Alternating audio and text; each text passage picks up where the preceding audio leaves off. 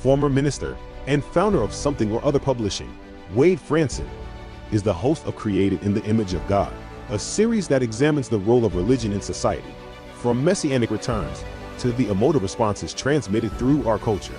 Wade fearlessly addresses reality claims from all directions, objectively exploring their compatibility with Holy Scripture. Tonight's episode: The Desert Shall Blossom Like a Rose. Good evening, everyone. It's Wade Franson, host of Created in the Image of God, the Role of Religion in Society. Tonight's show is the conclusion or the next step in a journey that we've been on. I've shared over the course of the last year or two some things about the Royal Falcon Foundation, the summer camps that we've run, the fact that we began to get into companion gardening and then transformative agriculture and regenerative farming. My wife met online Molly Engelhart. We had her on the show. And tonight's special guest is a continuation of that journey. The topic of tonight's show is "And the Desert Shall Blossom Like a Rose." And I could not be more excited to introduce you to Paul Hanley, the author of a couple of books related to this topic. Welcome to the studio, Paul. How are you this evening, or afternoon, I should say, for you? For me, it's afternoon. I'm in great way. Thanks so much for having me. It's really good to be here. And it's afternoon for you because I live on the island of Molokai in the Hawaiian Islands. Although I'm a Canadian, I moved here 4 years ago, and exploring a whole new culture and a whole type of, I'm an avid gardener, whole new kind of experience gardening in the tropics from where I come from, where it was mostly winter. So it's 365 growing things and planting. It's fun. And for me, I've dabbled a little bit in numerology, and of course also studied the Old Testament. You have this thing called the Jubilee year. You have 7 times 7, 49. And here in America, it's interesting. I graduated from high school in the 49th state, and then Hawaii is the 50th state. And to me, there's a symbolic an amazing symbolic prophetic meaning to Hawaii being sort of the Jubilee state, the capstone of this great republic of the West, and that it's got 50 states, and Hawaii is just an amazing place. So we're so glad that you've taken the time to join us here. And as I always do on this show, I like to really dive deep into a guest's history to introduce you to the audience. So let's talk a little bit about what you just said, the fact that you were born in Canada, and how did that happen? How did you end up being born in Canada? Who are your parents, and how did that occur? Well, my parents, maybe I'll start with my grandparents. One grandfather and grandma came from Ontario in Canada, and one from Wisconsin, and wound up in Saskatchewan. And it was like, go west, young man. They both had farms where they came from, but I guess there was that kind of hunger to try something new and exciting. So they both came. Sorry to jump in. That's amazing because, well, I live in Wisconsin, so I want to know where in Wisconsin was that ancestor from. But my father grew up on a farm in Sweden, and he went west to the great country in the West, as they called it, and he ended up in Saskatchewan because he was able to get into Canada easier, and he ended up working on a farm, and then he traveled west and eventually ended up in America. So where was that grandparent from in Wisconsin? Do you know? North Freedom. North Freedom. Wow, great name. So later lived in Madison and so on. I did go visit the farm there one time. It was exciting to go see my grandfather's brick house and Wow. Well, we'll take that offline. We're going to go visit that for you. Take some pictures because we live a stone's throw from Madison now. We were in Madison for like 14 years. Okay, so now your grandparents, how did they end up in Canada? Well, I guess it was, an opportunity to get land for almost nothing. And so the land should have belonged to the indigenous people there, but you know what happened. And so they came and got homesteads Both of them started homesteads, and neither of them stayed on their homestead. My maternal grandfather was taken out by a prairie fire, and it destroyed all their possessions. And his partner, who was with him, the farming partner, was killed in the fire. And he had basically had a nervous breakdown and left farming and went into house building, and ended up Wow. building houses, including the house I grew up in Regina, Saskatchewan. And my other grandfather left the farm and became a drayman, which I guess is like a trucker, but with horses. And so, they had that farming background, but my parents didn't. My father was actually a businessman and sold church goods, and he had several church supply stores across Western Canada. We grew up in the Catholic faith, but somehow I don't know, skipped a generation. I got the bug for, not really for farming, but for gardening, and I learned a lot from neighbors and so on about how to grow gardens, and really got keen on it, and then got into the organic farming movement, sort of supporting the organization of organic farming in our area. And that's when I did some of my first books on that topic. Wow. So your first book, well, I'm sorry, the first book that I became aware of was 11, but it sounds like you had books prior to that as well. Yeah, I did a few books on environmental issues, and one called Earth Care, which was sort of a manual for organic farming. No, I'm not the expert. I was the writer, editor, and putting things together. But it actually had a fairly good impact, I think, at the time on giving a lot of farmers who wanted to take a different approach to farming than the kind of chemical approach. And so it gave people ideas of how to do that in a different way. And a lot of that is actually going back to ways that used to be done in the past, before all these chemicals were available. So then, this book 11, which I was that sort of a breakthrough book for you? Did it become popular beyond the previous books, or? Well, so I was a newspaper columnist. So I wrote a column on environmental issues for our local paper in Saskatoon, Saskatchewan, the Star Phoenix, for 27 years. So once a week for 27 years. So I wrote, I don't know what that is, but 1,200 or 1,500 columns over the years. So, I'd written on almost every topic related to the environment. And so I wanted to kind of put together some of the conclusions that I had come up with, and sort of the stark reality of where things are going, with a population anticipated to be 11 billion people by the end of this century. So what were the implications of that, and how could we respond to that? So that's really what that book is about. Awesome. And so, what was it that led you to get into that journalism in the first place? Was it what you had studied, or was it a passion for that topic of environmentalism? Yeah, I think it was a passion for that. I never went to university. When I got out of high school, I kind of, it was sort of the hippie days and back to the land and so on. So I grew the long hair and the long beard and the overalls, and headed out to a rural area and started gardening, and had sort of, I was a beekeeper and this kind of thing. So I got in, sort of took that path, and was very passionate about those issues.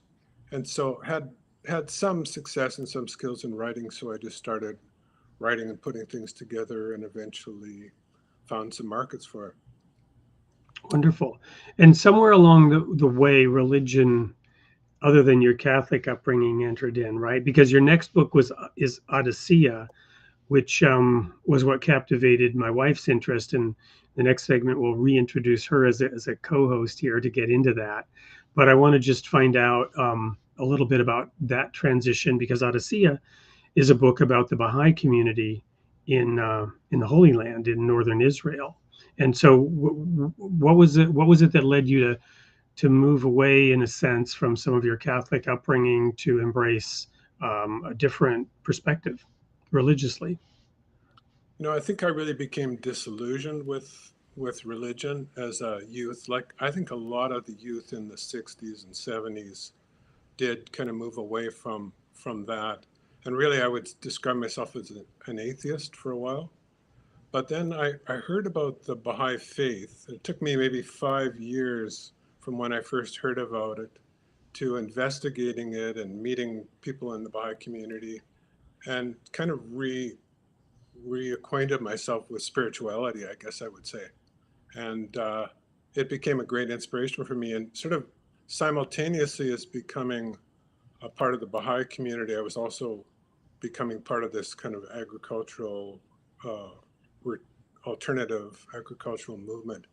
And I was surprised to find out that the Baha'i faith, even though it is a religion that was established in the industrial era, really has a lot to say about agriculture. So there was actually a lot of material about agriculture in the Baha'i faith as I started to dig into it, to the point where I could, write fairly extensively about that in Adasiyyih, and in other places I've been able to write about that as well. And, Wonderful. the interesting thing is that the most current movements in agriculture, like regenerative agriculture and so on, were being not only talked about but practiced in the Baha'i community. And that amazing story is what we're going to get into in the next segment. So we're going to segue now to a brief video from yourself about your book. And when we come back, I'm going to tee this up with quotes from Isaiah chapter 35, and then introduce my beautiful co-host, my wife, who will be taking us through the next segment. So don't go anywhere. We are just getting warmed up. We're just planting the seeds, as it were. We're just tilling the ground, as it were, on this topic of regenerative farming, the desert blossoming like a rose, prophecy. There is so much more to come. We'll be right back after this. Hello, I'm Paul Hanley. I'm the author of the book Adasiyyih, which is a story of a farming community started by Abdu'l-Bahá.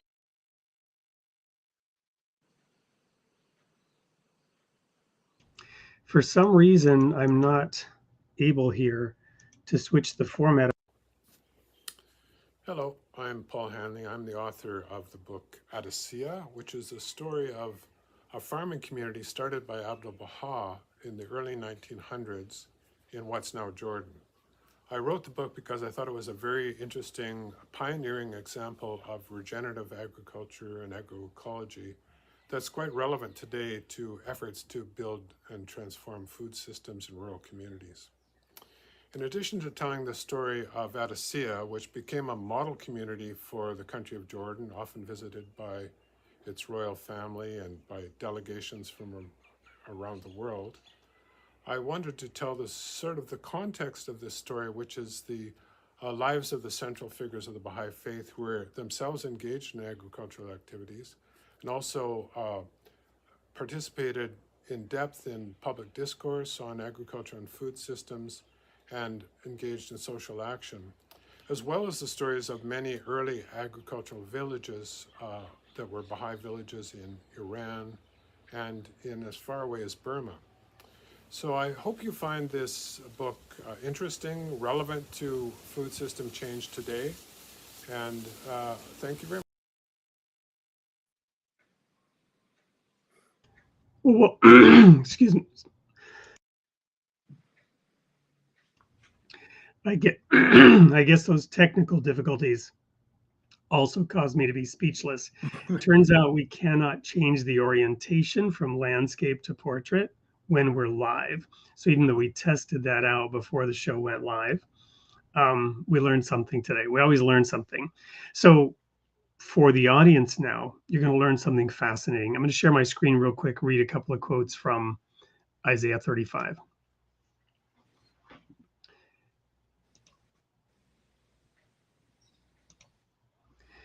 This is the New King James Version.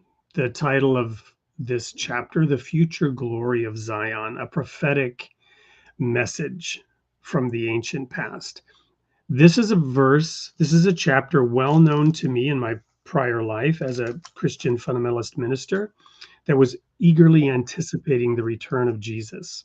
this chapter was put to a number of songs that I have running through my head every time I see it, and it's just a soaring, glorious prophetic picture of a future world that is transformed. The wilderness and the wasteland shall be glad for them. And as we get into this topic, you might ask yourself, who is the them that it's glad for? And the desert shall rejoice and blossom as the rose. It shall blossom abundantly and rejoice, even with joy and singing. The glory of Lebanon shall be given to it. Now, this identifies the general geography. The excellence of Carmel and Sharon, the plain of Sharon at the base of Carmel, Mount Carmel, where Elijah called down fire from heaven and declared the true God from the false images and idols and false gods that were being shared with the people at that time. They shall see the glory of the Lord, the tetragrammaton, YHWH, the Almighty God, the excellency of our God. They shall see his glory. Strengthen the weak hands, make firm the feeble knees. Say to those who are fearful hearted, be strong, do not fear. Behold, your God will come with a vengeance. With the recompense of God, he will come and save you. The eyes of the blind shall be open, the ears of the deaf shall be unstopped. The lame shall leap like a deer, and the tongue of the dumb sing. For waters shall burst forth in the wilderness, and streams in the desert. The parched ground shall become a pool, and the thirsty land springs of water. In the habitation of jackals, where each lay, there shall be grass with reeds and rushes, and a highway with a road, the highway of holiness. The unclean shall not pass over it, but it shall be for others. And now this is really interesting. Whoever walks the road, although a fool, shall not go astray. So that guidance will be issuing forth also from this part of the world.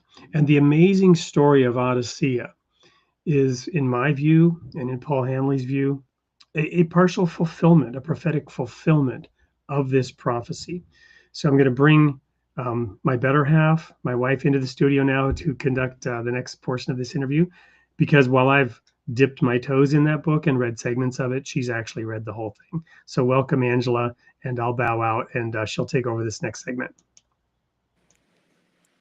Hi, happy to be here with you to go over your book. I'm excited about this topic. I love the book that you've written. It's so amazing. I wanted to start with sharing a little story of how I learned about it. I actually heard about regenerative gardening or farming from Dr. Zach Bush, and he is a medical doctor who treats cancer with food. And he noticed that some of his patients were getting better and some were not because of the type of food that they were eating. And then he got into learning about the soil, and now he's working and has a mission across this country working with farmers to help with regenerative farming. And he talks about the mission of helping to transform this planet and transform this earth through this farming technique and approach. And I studied it in order to prepare for a youth camp, and I teach the kids about this idea of regenerative farming and the soil. And so when your book came out and I saw it, I was so excited to read it. And I immediately went to the back of the book because it talks about how to apply it today in the 21st century, and using this model of farming that actually was in the early 1900s during World War I. So I'm excited to be here to talk to you about it. A little bit of synchronicity there. Yeah, I know. It just is amazing, and excited to be a part of this mission. I want to learn more and be a part of the mission of this regenerative farming because I think it can solve so many issues that we're seeing here on this earth. And so just looking at your book and reading it, I have read most of it. Wade said I read all of it, but I have read most of it. But some things that stuck out to me, one thing, loved all the stories, the one about Abdu'l-Bahá and the son of Baha'u'llah, how he was so loved, and one about the pilgrim whose luggage the thieves took the luggage, and then they said, oh, well, the silver was for Abdu'l-Bahá. So they gave the silver back because Abdu'l-Bahá took care of them so well in the Holy Land. He said they housed and clothed him and gave them food, right? Um, so during the Baha'i farms in the Holy Land, one of the quotes in Baha'u'llah, the founder of the Baha'i faith, mandated that Abdu'l-Bahá buy land in the Sea of Galilee and the Jordan River. And Abdu'l-Bahá says, I never dreamed of buying land bordering on the Sea of Galilee and the Jordan River, but the blessed perfection, Baha'u'llah, commanded me to do so in consideration of their biblical sacredness and their historical association, which run back into the oldest antiquity, thus connecting in a prophetic manner this new dispensation with Judaism and Christianity. Wanted you to just talk about that biblical sacredness of this area in Israel, the Sea of Galilee and the Jordan River, that significance to us. Yeah, yeah. Well, remember that Baha'u'llah and his family, including Abdu'l-Bahá, were exiled to the city of Akka in what's now Israel, to Palestine at the time, which was a prison city. And so for a long time, they were actually just imprisoned in a prison within the city, and then they were later allowed to go into the city and live there, but was still inside of a prison city. But over time, they kind of won over the guards and the governor of the city and were allowed to go out a little bit into the country. And some of the Baha'is in the community there were allowed to go out and even to start some small farming ventures. And then, as you said, Baha'u'llah instructed Abdu'l-Bahá to buy lands in the Jordan and Galilee area. Well, we know from our Bible stories, if we know them, I'm not that versed in it, but growing up a Catholic, I heard some of these stories at least. But of course, this is the place which was very, very special to Christianity. The Jordan River is where Christ was baptized by John the Baptist, and the Galilee area where he went with his disciples and walked on the water and so on. A very significant place in Christianity. I'm not as familiar with the significance to Judaism of the Galilee area itself. But very interesting that Baha'u'llah instructed the Baha'is to go, and they did buy a number of villages in that area. There was about 5 villages, including Adasiyyih. Adasiyyih was a little further away from Galilee, but in the Jordan Valley. So I think, yeah, a beautiful connection that's made with Christianity and Judaism and also the Baha'i faith. Mm-hmm. And at that time, so that was during World War I, it said that in your book that comparatively a small sum of only a few £100 was required to purchase this. And how many acres of land was purchased for a few £100? So this at Adasiyyih, and it was purchased in 1901, and it was about 2,000 acres, which is actually at that time, even now, in an area like that, quite a bit of land.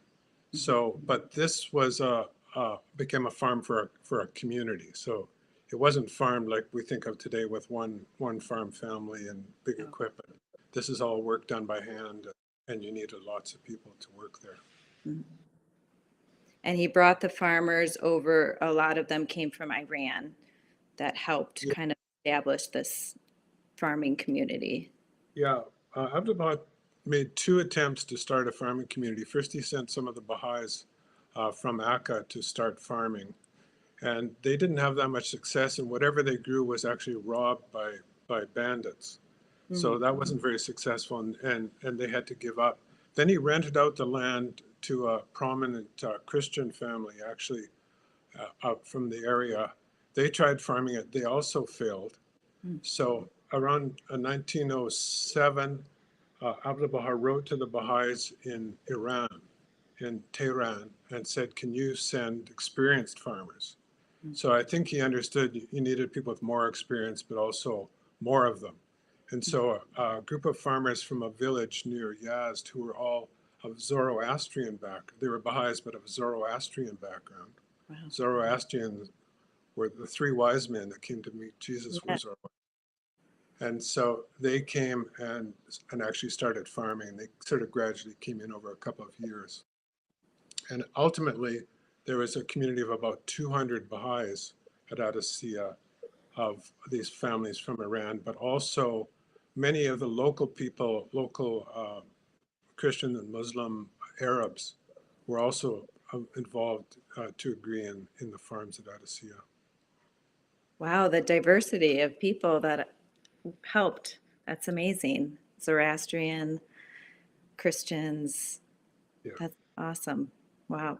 Yeah, and it wasn't easy. They had to overcome language issues, and it Yeah. was kind of a very lawless area under the Ottoman Empire. It had been neglected, so there was a lot of bandits, and there were many incidents where the Baha'is were robbed, and so part of the issue was finding ways of kind of building the social nature of community in the area, which Abdu'l-Bahá helped with.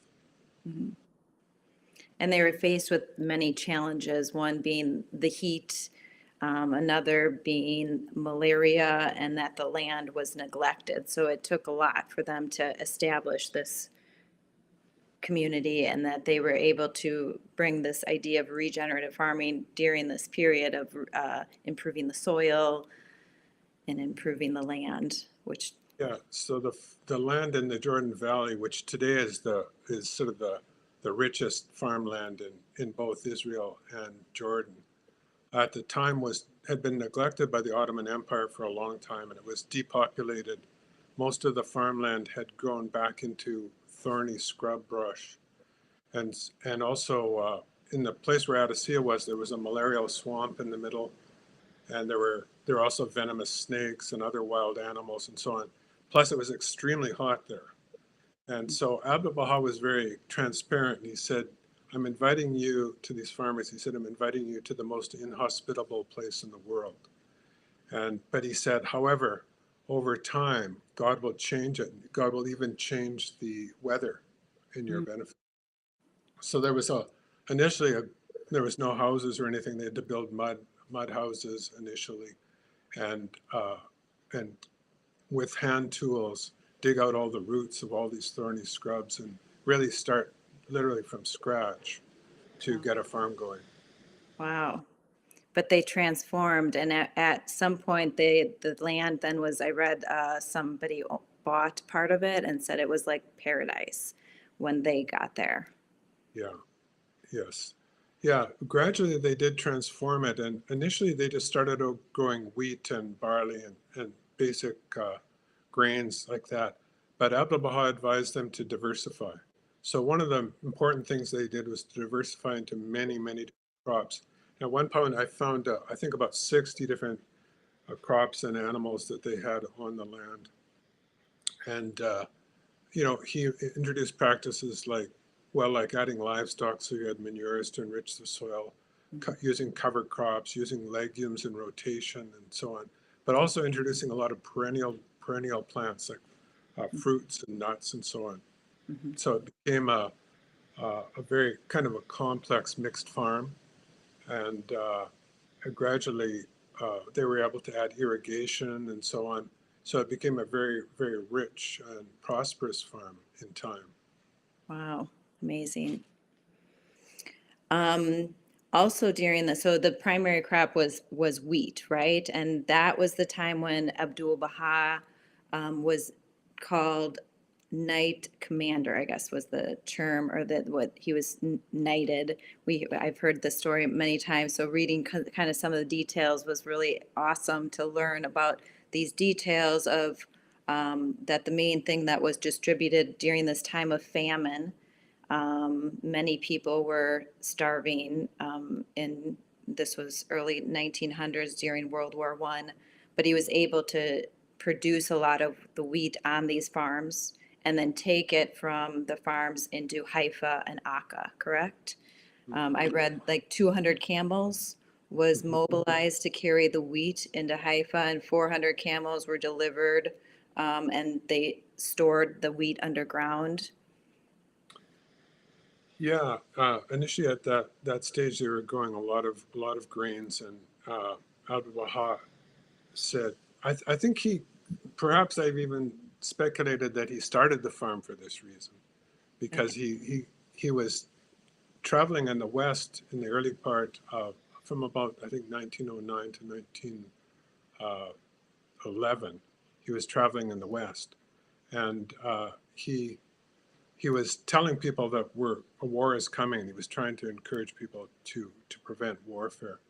So when the war did happen, he was able to muster the Baha'is in Adasiyyih to take all the wheat that they had, other than what they needed for themselves and for seed for the next year, but also to go to all the other farms and buy up all the wheat that they could. And then they put together a camel caravan and took it into Akka and Haifa, and apparently saved a large part of the population by doing that. And also, when the British Army defeated the Turks and took over the area, he was also able to give grain to the British soldiers who didn't have enough supplies themselves. So that's the reason why he was knighted.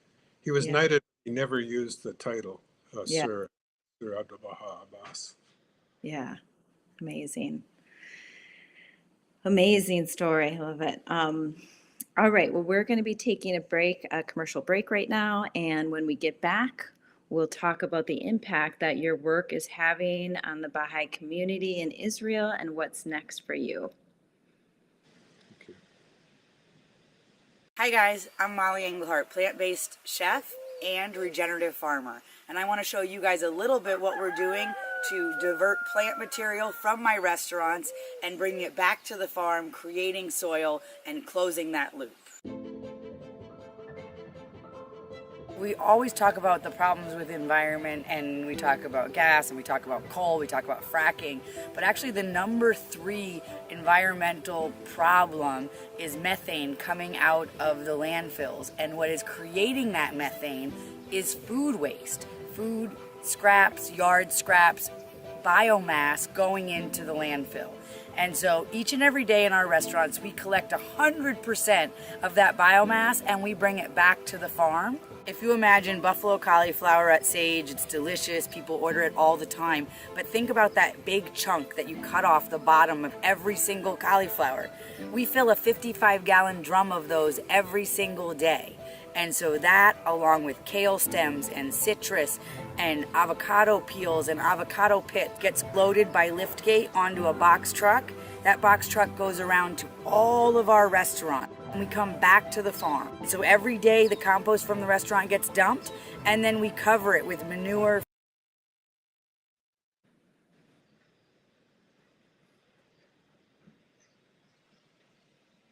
Can't hear you.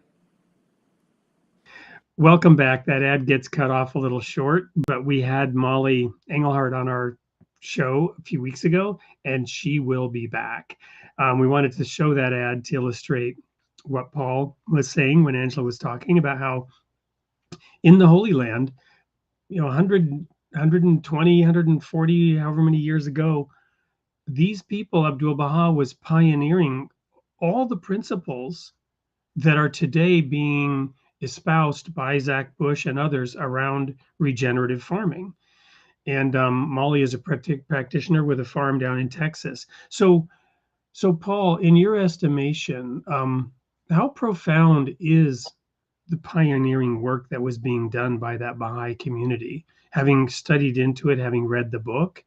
And are we feeling the reverberations around the world right now? Yeah, I found documents by the Food and Agriculture Organization in the United States, United Nations, where they listed basically the principles and practices. They listed 24 practices that were kind of at the cutting edge of regenerative agriculture, which is agriculture that actually restores and replenishes the landscape rather than just taking from it, as industrial agriculture does. And every one of those practices, this is a document that came out in 2018, I think it was. Every one of those practices was being practiced 100 years earlier in Adasiyyih. So, and many of these ideas are not new. They were being practiced by indigenous peoples in in the past for a long time.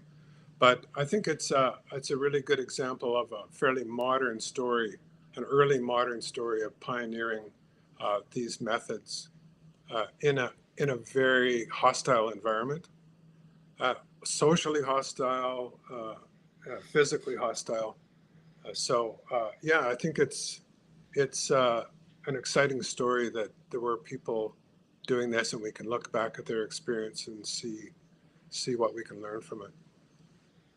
Well, I'd like to make a comment on that. I've recently been reflecting on this whole idea of progressive revelation. I actually wrote a blog on this. It was just published on the Bahá'íTeachings.org site. And what's fascinating to me is the idea that Adam, Noah, Abraham, Moses, Jesus, and on down the line, these messengers came from God, and they brought teachings that were necessary to reorient the people towards the appropriate center, to point them towards the North Star, to validate and update spiritual principles that are eternal, right? To show how they get applied in the new era, right? But when that happens, we don't throw out babies with bathwater. We should not be throwing out babies with bathwater. While religion is progressive, in my opinion, I would say morality is conservative, right? It conserves the values and teachings that were taught in the Garden of Eden. Those spiritual principles, they don't get thrown out. We don't move beyond the spiritual principles in our progressive approach to the way the word, progressive is sometimes used in the modern world. Instead, we recognize that we should be grounded in those ancient principles. And what you just said about the native and indigenous practices, they had to be reintroduced. They had to be relearned because the Holy Land became a desert for a whole host of reasons. And to regenerate that, they actually went back to ancient principles, not necessarily modern techniques. Sure, we apply some more modern methods to go back to those ancient practices. So it's an interesting lesson in, progressive revelation and what it really means, updating those ancient principles but not abandoning them. Another question that I had for you, as you were talking about the British Army benefiting from this and knighting Abdu'l-Bahá, I'm just wondering if you've given any thought or if you have any indication that when the mandate came, the Palestinian mandate, I wonder if the fact that the British Army was helped and supported by these people in northern Israel, if it had anything to do with the favor that was granted by the British Empire at the time of the Palestinian mandate being awarded to the people in that land. I don't know. Just a thought. I don't know. That didn't come up in my studies. Interesting point of history to maybe look into. Okay, so what about some of that land? We'll go into some of the comments from the audience in a little bit, but there was one that I thought maybe we should just go ahead and answer from Joshua Peterson. Do they still own land in that area? So does the Baha'i community still own that land? And if so, how is it being used? It was mentioned that some of it was sold, but I'm curious about that. Yeah, the Baha'i community in Adasiyyih no longer exists. And the reason it doesn't is because it was literally adjacent to the border between Jordan and Israel. So initially, Jordan and Israel were kind of under these mandates from the British, post-World War I. And so there was not really any issues traveling back and forth between them. But then in 1948, when Israel was formed, it became a very contentious area and very problematic. So then there was a series of wars, which, put the Baha'is in jeopardy there. And even at some points, there was shelling that killed one of the friends in that community. So after the Second World War, the Baha'is sort of started to leave, and by the end of the 1960s, they had all left.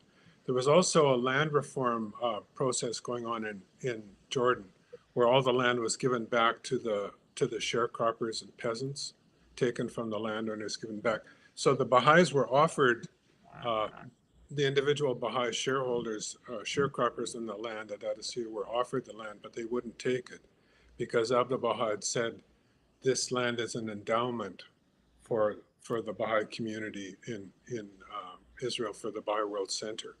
So they didn't take it, and eventually it was taken over by the government and given to other people. So Was that the Jordanian government or the? by the government. They tried to give it to the Baha'is, but the Baha'i individuals wouldn't take it. So Interesting. after that, they left and moved to other parts of the country and even around the world. Wow. Oddly, after I wrote the book, I was trying to find people when I was writing it who were from Adasiyyih. I mean, in 1970, those were the last people, but I figured there'd be family members and some of the older people. I couldn't find anybody until the book came out, and suddenly there was all these people from Adasiyyih, or their families were from Adasiyyih, started contacting me, including two people who were personal friends of mine. I'd never known that they had families from there. It's amazing. Angela, did you have any follow-on questions? So you were starting to talk about that, the United Nations 2018 document that talks about directing the attention to strengthening the livelihood of the poorest, right? Building better rural-urban linkages and empowering rural people to become critical agents of change can lay the foundation to leave no one behind. Thinking about regenerative farming again as a solution to some of the problems of today, I am encouraged by that quote and how that can happen, or that regenerative farming can be a solution. Yeah, I think there's a whole social side. So we've talked a bit about cropping and diversification and so on, but there's a whole social side to community development that Baha'is, even in Iran, in the early days of the faith around 1870, there were a number of villages that became Baha'i, the whole village, and they were encouraged by the teachings of Baha'u'llah to sort of change their practices and actually became very prosperous communities because of the practices. And the same practices were employed in Adasiyyih. So Abdu'l-Bahá really encouraged a different form of land ownership. He was actually the owner of the land, which was the typical practice at the time. And the Baha'is were sharecroppers, but he gave them a much larger percentage of the share of the crop than the regular landowners. And he was also directly involved, so he wasn't just an absentee landowner. But then he encouraged people to, for example, form committees and so on to organize their own affairs. Eventually they formed a local spiritual assembly, which was an elected governing body in the community. And they used the principle of consultation, first praying together to discuss all the issues on the farm, any problem that there were, they'd pray, and then they'd consult using Baha'i principles of consultation. So this way they would be able to solve their problems. Also, they became involved in the community. They were encouraged to learn how to speak Arabic so they could associate with people, and gradually kind of won over their neighbors to be friends, often employed neighbors on the farm, and actually helped to build a regional economy. So there were a lot of social principles, and in regenerative agriculture, and also another term is agroecology, which is kind of modeling your agriculture on ecosystem principles. They were able to, I guess, develop a very rich community life, and also employ, really advanced practices in agriculture as well. So it's kind of a combined effort in community development. And even the principles of having educational programs for children, for youth, for having adults to study together and to pray together. These are practices which are now being employed by Baha'i communities all around the world, whether they're farming communities or not. Building those vibrant communities and how agriculture can be a part of that community and an important part of it, but not always a part of it, but important part. Yeah, for many Baha'i communities in the world, they are agricultural. The biggest Baha'i community in the world is in India. So many of the people there are in villages, and same with Africa and South America and so on. So this kind of idea of village development is very significant to them. But whether you're an agricultural village or not, any community can use these social principles to kind of build a stronger community, a more vibrant community. Well, and that's a little bit of a plug for the rebranding that we're doing on this show in the new year, coming up very soon. The tagline will be changed to Creating the Image of God, Building Vibrant Communities Through Intellectual Coherence and Spiritual Commitment. But I'd like to ask you, what are a couple of those Baha'i principles of consultation? Because I found it fascinating to learn that these Persian, former Zoroastrians, now Baha'is were there. You mentioned the Christians. I'm sure there was a Muslim, a lot of Muslim input, and Jewish, of course, being in the Holy Land as Jews began to migrate in from all around the world. Those principles of consultation, I'm sure, were the backbone of some of the community building that went on. What are a couple of those principles? Well, I think the first one, as I mentioned, was starting with prayer. So you kind of set the tone by bringing in the spiritual element. We're part of a covenant.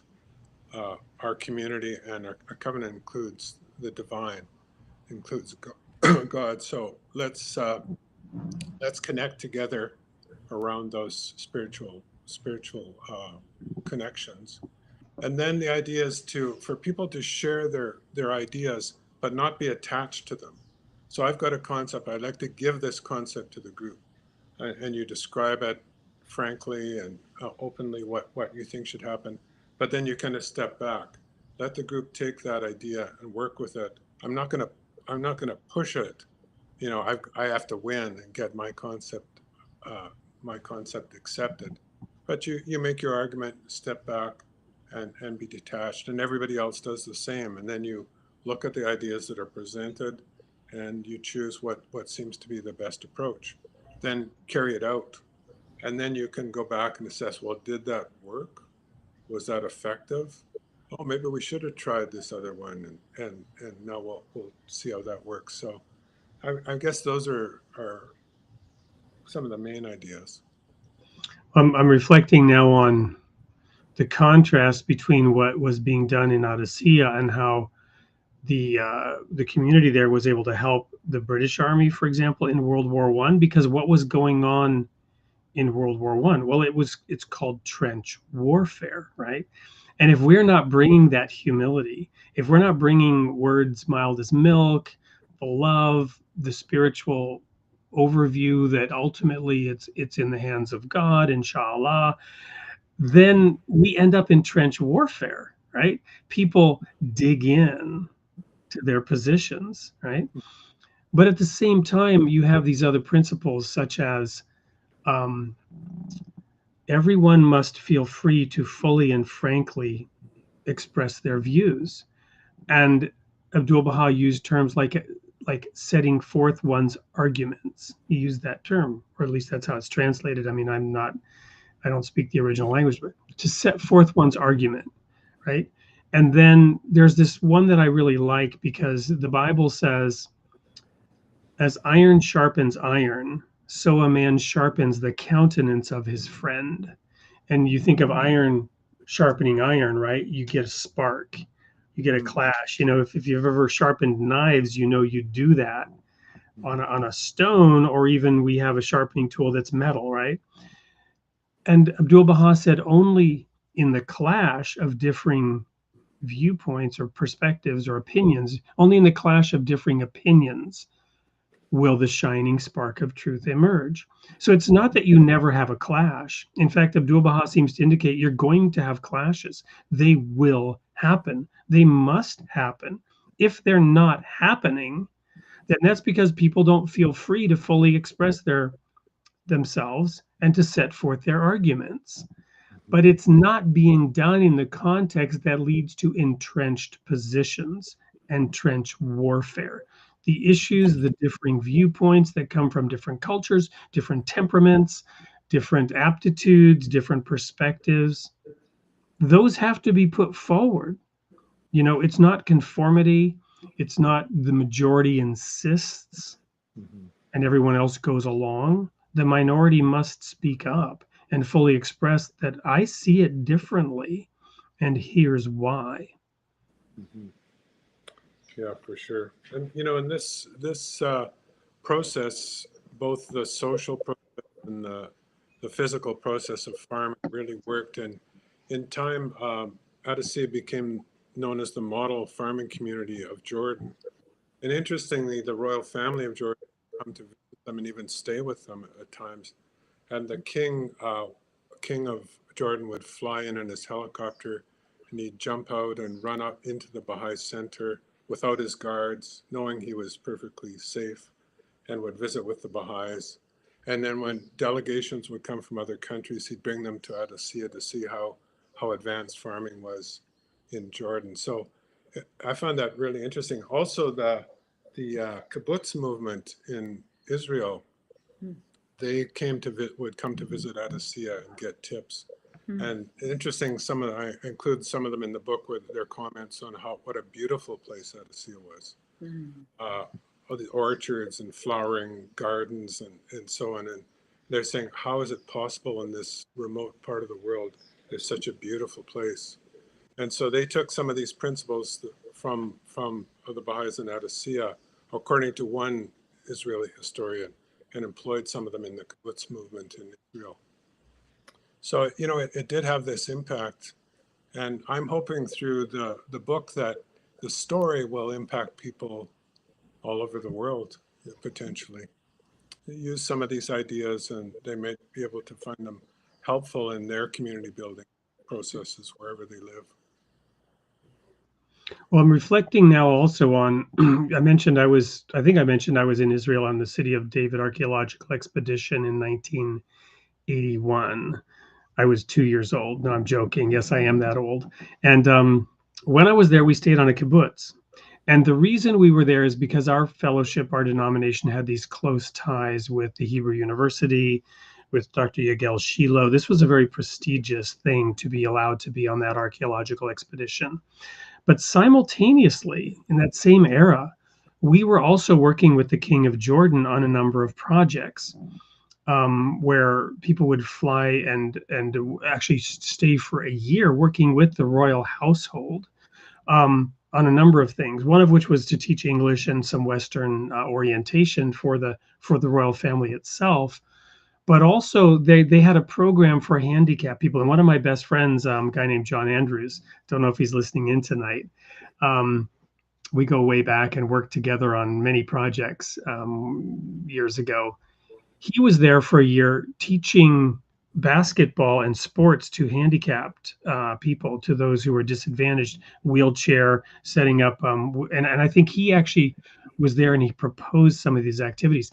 And now I'm reflecting on that unity, that love, that foundation that was built by the people, by these ones who, in my opinion, the wilderness and the wasteland were glad for them, the appearance of them. And the desert shall rejoice and blossom like a rose. And the waters of love and harmony and peace, and the methods that you've been describing, there's a physical and a spiritual application. And what I'm also reflecting on is this, and I think this is really important for community experience, because one of the outgrowths of all of this, of course, in the Baha'i world, is this idea of building vibrant communities in which consultation, action, and reflection is going on. And that reflection is so important. What is reality showing us? We can come up, I can have my view, you can have yours. We can even have a clash of opinions. Then we agree and we say, okay, let's try this. let's try this for a while. I disagree actually with what you're proposing, but in the interest of, peace, let's go for it. Let's do it. Let's follow what you've recommended. But in agriculture, guess what? You shared that there were two failures, right? What were those two? I remember the Christian, they were rented it out to Christians and it failed. What was the first failure?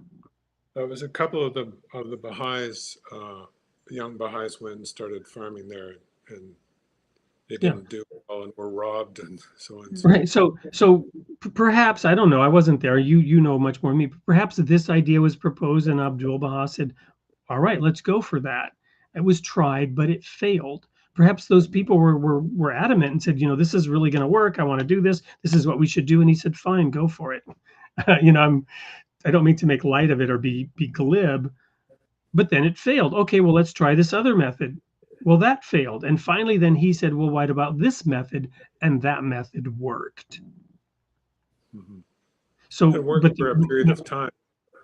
But my point is, it was the feedback from reality that was undeniable. It wasn't an ism or a theory or an ideology that could be pursued indefinitely, but the feedback caused them to reflect and say, we've got to do something different. Despite the fact that it sounded like a great idea and so thought it would really work, and we tried it, but it didn't work. Now we're going to try this instead. I think that's important for a learning community and for, developing vibrant communities. Yeah, I think going ahead and doing something is really important. Do something, see how it works, reflect on it, and then make your adjustments. But if you all stay in the world of theory all the time, you never really know if it was applicable or not. So do it. Well, that's a great segue to our next commercial break. With your permission, Paul, we're going to go just a little bit late to engage with the audience a bit. But we're going to go to a quick commercial break from the Royal Falcon Foundation, something that my wife and I and some others have founded, that's running programs for youth and junior youth, teenagers, and focused on agriculture as a basis. Comes out a little bit in this video. When we come back, we'll engage with some of the audience input. Don't go anywhere. Welcome to the Royal Falcon Foundation. Our curriculum and activities inspire and train adolescents through hands-on experiences, fostering growth and empowerment. Through immersive and challenging experiences, we shape young minds to think independently and develop their leadership skills. Our programs foster new friendships and unity, shaping young leaders to tackle real-world challenges with confidence. We believe in equipping the next generation with the skills to become leaders of tomorrow. Join us at the Royal Falcon Foundation and be part of a journey that empowers, unites, and inspires. Double your impact with our matching grant. Until the end of 2024, every tax-deductible donation to the Royal Falcon Foundation up to $1,000 will be matched dollar for dollar. Visit our website to donate now or email info@royalfalconfoundation.org for more details. Together, we can make a greater difference.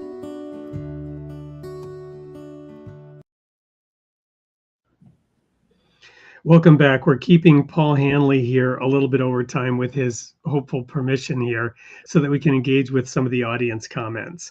I'm going to go right back to one of the earlier ones from Samanath Barnes. The wise men. Paul, you mentioned Zoroastrians and the connection with the birth of Jesus, actually, I believe it was. Any thoughts on this? Yeah, I just, Zoroastrian, we don't really think very much about it as a religion, but of course it was a major religion in Persia. And this interesting connection with Jesus, because they were anticipating his coming. But I think it's an example of this. You talked about progressive revelation, that one religion kind of leads into another religion. It prophesies something that's coming after it. And I guess these wise men followed these prophecies and actually found Jesus. Well, and I'm going to add my own little personal pet theory on this. I've studied into it a little bit. So there are in the Zoroastrian religion, as with Hinduism and others actually, there is astrology or astronomy, we might call it today. Astrology gets a bad rap because it's, perhaps a little bit, woohoo, right? Depending on, your birth charts and all that stuff and your horoscope. But in ancient times, they were studying the heavens to figure out, the cycles of time and, what's going on up there. What is that bright light? Is that a planet? Is it a star? What's a wandering star, right? It's a planet maybe. And, was Venus a star? They were examining the heavens as they were frankly encouraged to do by the manifestations of God. Now, my theory is in the Zoroastrian faith, they were doing that. And so the sign of Jesus in the heavens is one thing. Star, or rather planetary formations that occur on periodic cycles. But also under Nebuchadnezzar, Daniel was brought into the royal household. And there was a confrontation between Daniel and the wise men, right? The Zoroastrian magi that Nebuchadnezzar was looking to. And Daniel upstaged these Zoroastrian wise men in that King Nebuchadnezzar had had a dream that disturbed him, and he wanted his soothsayers, his magi, his religious advisors to tell him what the dream meant. And this is all recorded in the book of Daniel.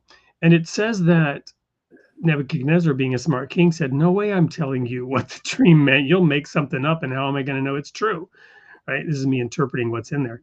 Instead, he said, "No, you tell me what the dream was and what it meant." And they said, "Oh, king, nobody can do this." Well, lo and behold, Daniel was brought out and he was able to do it, upstaging the magi. It's my theory that they then got a hold of his book because Daniel himself asked God, "What does this mean?" He wrote down these prophecies pointing to the arrival of Jesus. And then he said, "What does this mean?" And God said, "Go thy way, Daniel. The book is sealed up until the time of the end, but the wise will understand." So it's my theory that they got a hold of Daniel's book, and with their own astrology and Daniel's book, they put the pieces together. They were so impressed, not necessarily positively, by Daniel upstaging them in front of King Nebuchadnezzar, that they say, "We better figure out where's this guy getting this stuff from." And by virtue of combining their teachings and their understanding with the teachings and revelation of Daniel, they actually became wise and were able to triangulate with the stars and the location, and that's how they ended up in the area of the Holy Land, asking, if where this was occurring, and they ended up then at the birth of Jesus. Again, that's my theory as to how all this comes together. So there's a lot there that we could learn from the different religions if we're open-minded to study what it is that they've brought. And 1900 years later, a few of the Zoroastrians wind up in Adasiyyih as Bahá'ís, start a farm. Amen. So we had a question from Spork and Mindy asking about the name of that area, and we had Jet commenting that in Mark 5 verses 1 to 20, the area is called Gadarenes. Are you familiar with that at all, Paul, or the different names of this area over time? No, not that name. Not with that name. That is, I think the Jordan Valley was called the Gors, Ghors. So I don't know if that has any relation to Gadarenes. Yeah, it's they're different languages. It's just like today, you have different names for different places in different languages that are similar. Like Moskva is Moscow, right? For example, just off the top of my head. We had a question here from Jet as well. Does the book also cover the story of the farm of Mirza Muhammad Quli and his family? It was further north, immediately east of the Sea of Galilee. Yes, it does. Mirza Muhammad Quli was Baha'u'llah's half brother, and he had a farming. One of the farming villages was belonged to him and his family. But in that case, it was him and his family, and then they worked with the local residents who were sharecroppers on the land and worked on the land. So it wasn't like a Baha'i village in the same sense as Adasiyyih. But interestingly, you know, we were talked about earlier how Abdu'l-Bahá had said that his father had commanded him to buy these properties in the Galilee and Jordan and so on. And they were to be endowments for the Baha'i shrines and properties in the future in Israel. And the farm of Muhammad Quli eventually was traded after Israel formed and after some of the wars that happened, was traded for a large amount of land around Baha'u'llah's shrine at Bahá'í.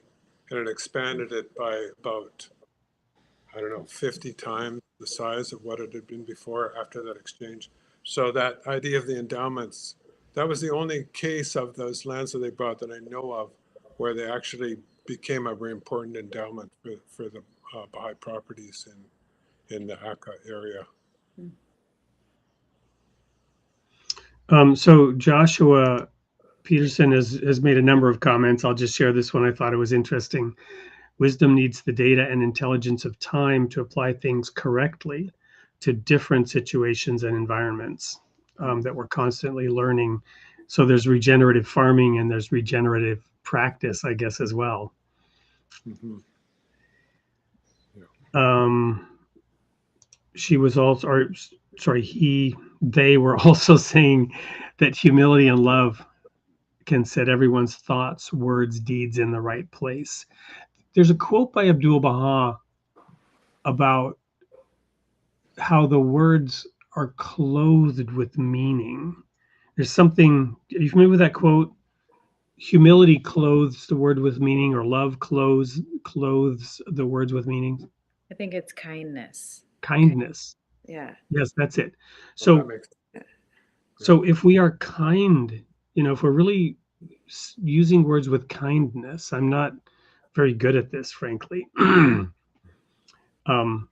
It actually changes the meaning of the words. For the one reason I'm not good at it is I would have never have believed that, right? Words are words, and it doesn't really matter what tone I use. You should listen to the words, not my tone. You follow me? But it reoriented my thinking to say that kindness clothes the words with meaning.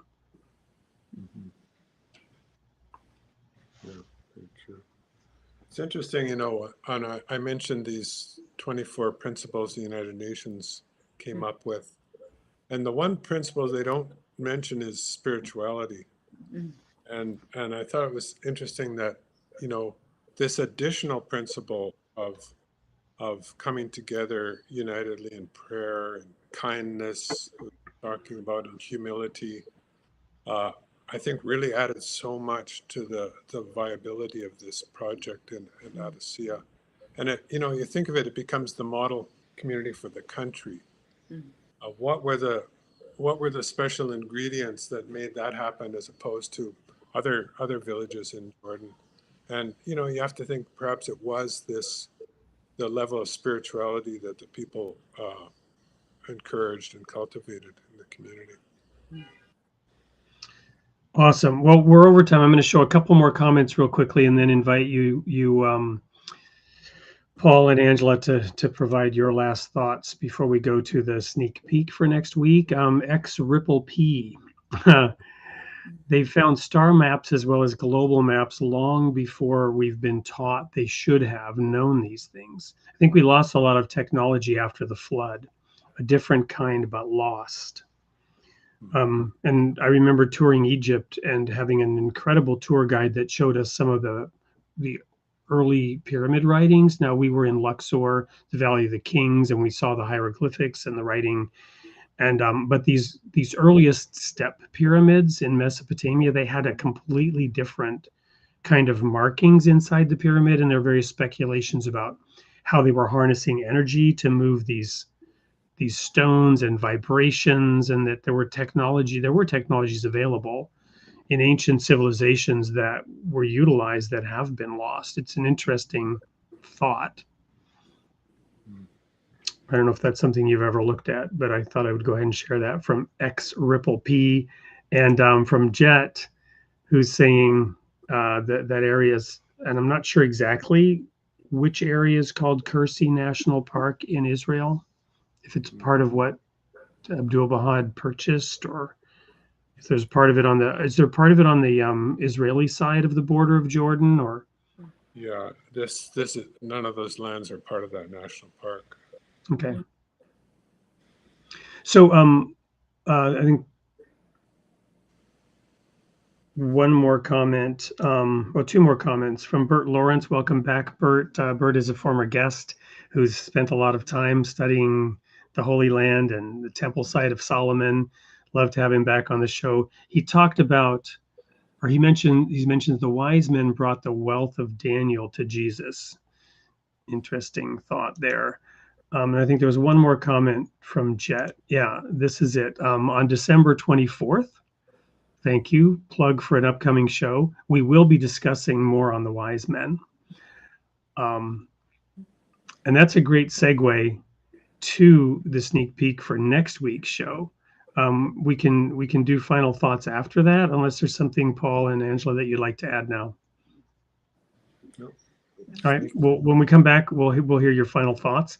Let's go to the sneak peek. We have a returning guest, and today we talked about the ancient connections to the Sea of Galilee in this area, and we didn't have much to comment on the Jewish connection to Galilee and how they looked at that area. But next week we have someone coming who will probably be able to speak to that. Stay tuned.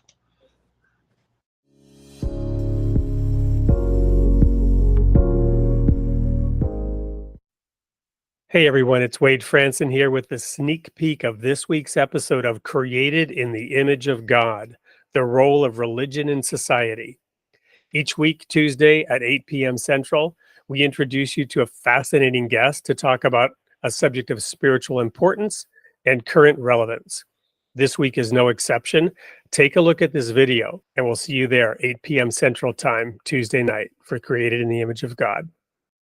The Pentateuch, with Eileen Maddox. Embark on a transformative journey through the first 5 books of the Bible, known as the Torah or Pentateuch. Introducing a new unique course, the Holy Bible, the Torah, Genesis to Deuteronomy, presented by Eileen Maddox and Peter Terry. This October and November, join us every Sunday from 2 p.m. to 4 p.m. Eastern Standard Time for an enlightening exploration of Genesis, Exodus, Leviticus, Numbers, and Deuteronomy.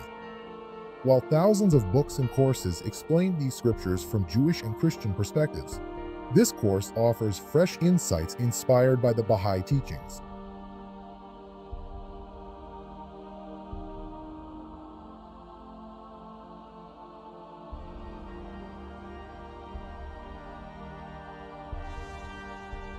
In these sessions, Eileen and Peter will delve into the profound connections between the Torah and the Bahá'í faith, revealing how the sacred biblical texts foresaw the advent of the Bab, Baha'u'llah, and the Bahá'í faith, and how they continue to inspire and guide us today. Together, they will uncover the timeless wisdom and enduring relevance of these ancient scriptures. Eileen Maddox, author of 1844, Convergence in Prophecy, and The Coming of the Glory trilogy, and Peter Terry, scholar, prolific author, and former instructor at Wilmette Institute, bring their extensive knowledge and remarkable perspectives to this course. As frequent contributors to the Baha'is of Clear Waters Exploration series, Eileen and Peter are committed to sharing these exclusive insights with a broader audience. And, as a special offer, all course participants will receive exclusive discounts on Eileen's books through her publisher. Looking ahead, Eileen and Peter will continue their exploration of the Holy Bible in person at the Desert Rose Bahá'í Institute in Eloy, Arizona, in February and March 2025. Join us this fall for the Holy Bible, the Torah, Genesis to Deuteronomy, and discover the profound wisdom of the Scriptures through a new lens. Sign up now and embark on this spiritual journey with us. We look forward to sharing this journey with you.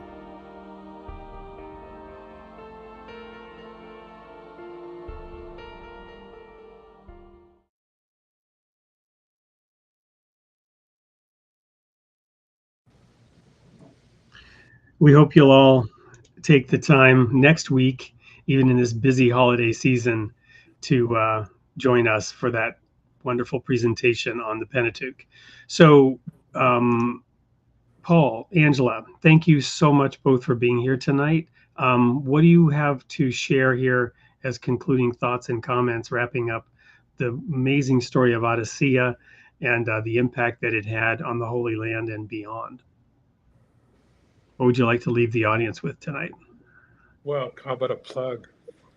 I think, I just wanted to show people the book and encourage people to read it, because there's a lot there. We've kind of skimmed the surface of this, but there's really the story of the Bab, Baha'u'llah, Abdu'l-Bahá, and all their activities in the agricultural field is really quite amazing. And the introduction of this idea of regenerative forms of agriculture that is connected to spirituality and our spiritual transformations that are taking place. So, yeah, I just encourage you to check out the book. You can get it through Baha'i Bookstore, through Amazon, and all these different online booksellers. So, check it out. Wonderful, and of course your other book, 11, and other books that you've written. I think of that analogy of being grounded. A tree has its roots in the soil, even as it reaches its branches for the sky. Don't discount the power of reading a book that discusses, that fundamental earthy truth about we're made from the dust of the ground. The Genesis story, Adam was made from the dust of the earth, and he was put in the garden. The whole purpose, it says, of Adam's creation was to dress and keep the garden. What is the garden? Well, the garden is this beautiful blue-green jewel of a planet floating through space. The whole planet is the Garden of Eden, and our purpose is to dress and keep it. We were also given the commandment to be fruitful and multiply. We don't seem to have a problem with that one, right, Paul? 11 billion. We became, in that sense, an invasive species, but we're supposed to live in harmony with the planet, dressing and keeping it and caring for it. And thank you for the work that you've done, the books you've written. And by all means, yes, to the audience, go check them out. Order it today. Help support Paul and his work. In fact, it was recently like a #1 bestseller, I think, in the Bahá'í category. But there are other categories too that it could do well in, regardless of your particular religious persuasion. Angela, what are your thoughts here? What would you like? Thank you for this opportunity to learn more about the book, and I highly encourage people to read it. It's an amazing book. I'm so thankful for this. Again, it came to me at a time when it's like, a blessing from God, really. Thank you. Well, Paul, I'm sure we'll have opportunity to have you back on the show in the near future. Continue to keep us apprised of what you're doing. And yes, thank you. Yeah, thanks for having me. Much appreciated. And for everyone else, until we hopefully see you back here next week, same time, same place, may God be with you. Bye now.